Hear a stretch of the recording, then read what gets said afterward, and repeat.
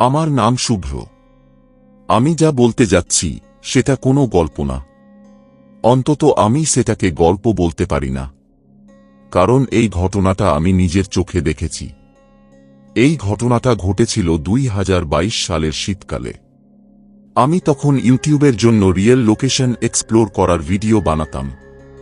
পরিত্যক্ত জায়গা, পুরনো বাড়ি, এইসব জায়গায় গিয়ে ভিডিও করতাম। একদিন আমার কাছে একটা মেসেজ আসে। একজন লোক লিখেছিল, আপনি যদি সত্যিকারের ভৌতিক কিছু দেখতে চান তাহলে নদিয়ার একটা পুরনো জমিদার বাড়িতে যান। আমি প্রথমে পাত্তা দিইনি, কিন্তু সে আবার লোকেশন পাঠায়।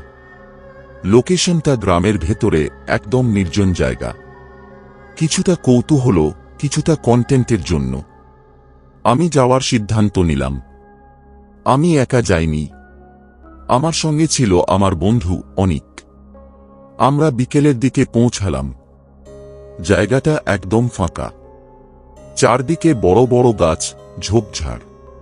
মাঝখানে দাঁড়িয়ে আছে বিশাল একটা জমিদার বাড়ি। বাড়িটার দিকে তাকালেই বোঝা যায় অনেক বছর ধরে কেউ এখানে থাকে না। দেয়ালগুলো ফেটে গেছে, জানালাগুলো ভাঙা। কিন্তু অদ্ভুত একটা জিনিস খেয়াল করলাম, বাড়িটার উপরের একটা জানালায় আলো জ্বলছে। অনিক বলল, এই বাড়িতে কেউ থাকে নাকি? আমি বললাম, লোকজন ভয় দেখানোর জন্য হয়তো কিছু করেছে, কিন্তু আমার নিজেরই ঠিক বিশ্বাস হচ্ছিল না। আমরা ক্যামেরা অন করে ভেতরে ঢুকলাম। ভেতরে ঢুকতেই একটা ঠান্ডা বাতাস লাগল। বাইরে এত ঠান্ডা ছিল না, কিন্তু ভেতরে যেন হঠাৎ তাপমাত্রা কমে গেল। মেঝেতে ধুলো জমে আছে, কোথাও কোথাও পায়ের ছাপ দেখা যাচ্ছে। আমি ক্যামেরার দিকে তাকিয়ে বললাম, দেখতেই পাচ্ছেন জায়গাটা অনেকদিন পরিত্যক্ত, কিন্তু কিছু চিহ্ন বলছে কেউ হয়তো এখানে আসে। অনেক ধীরে বলল, শুভ্র, এই পায়ের ছাপগুলো দেখ। আমি নিচে তাকালাম। পায়ের ছাপগুলো একদম নতুন, যেন কিছুক্ষণ আগেই কেউ হেঁটেছে। কিন্তু সমস্যা হলো, ওগুলো শুধু ভেতরের দিকে গেছে, বাইরে আসার কোনো ছাপ নেই। আমরা ধীরে ধীরে সিঁড়ি দিয়ে উপরে উঠলাম। উপরে উঠতেই সেই আলোটা আরো স্পষ্ট দেখা গেল। একটা দরজা আধ খোলা, ভেতর থেকে হালকা আলো বের হচ্ছে। আমার বুকের ভেতর চাপা ভয় কাজ করছিল, কিন্তু আমি ক্যামেরা চালু রেখেই দরজাটা ঠেলে খুললাম। ঘরের ভেতরে একটা পুরনো টেবিল, তার ওপর একটা কেরোসিন ল্যাম্প জ্বলছে, কিন্তু ঘরে কেউ নেই। অনেক ফিসফিস করে বলল, এই ল্যাম্পটা কে জ্বালাল?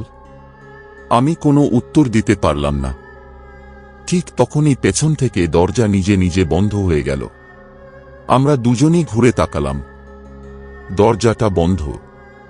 আমি গিয়ে খুলতে চেষ্টা করলাম, খুলছে না। ঠিক তখনই ঘরের কোণ থেকে একটা শব্দ এলো, কেউ যেন ধীরে ধীরে হাঁটছে।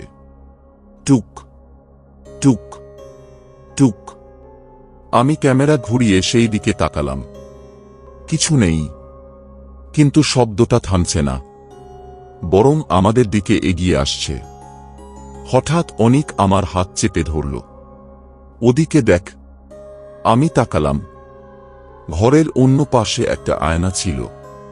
সেই আয়নায় আমাদের পেছনে কেউ দাঁড়িয়ে, একটা লম্বা মহিলা, সাদা কাপড়, মুখ দেখা যাচ্ছে না। আমি ঘুরে তাকালাম, কেউ নেই। আবার আয়নায় তাকালাম, সে এখনো দাঁড়িয়ে। আমার হাত কাঁপতে শুরু করল। ঠিক তখনই কানের কাছে একটা গলা, এখানে কেন এসেছো? আমি চমকে উঠে পিছিয়ে গেলাম। অনিক বলল, তুইও শুনলি? আমি মাথা নেড়ে বললাম, হ্যাঁ। হঠাৎ ল্যাম্পটা নিভে গেল।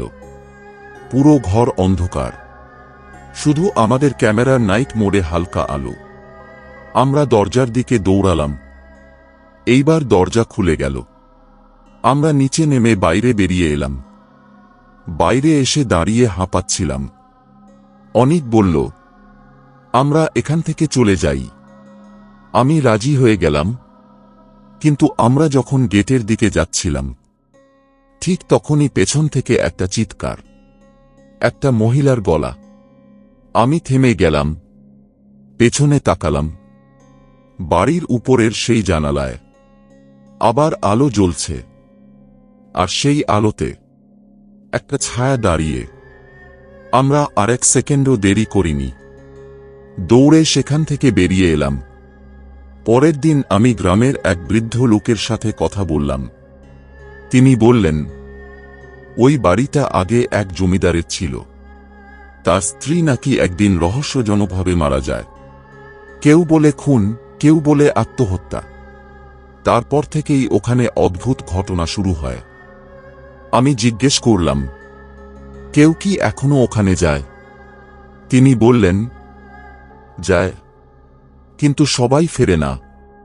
আমি আর কোনোদিন ওই জায়গায় যাইনি, কিন্তু আজও রাতে মাঝে মাঝে সেই ভিডিওটা দেখি।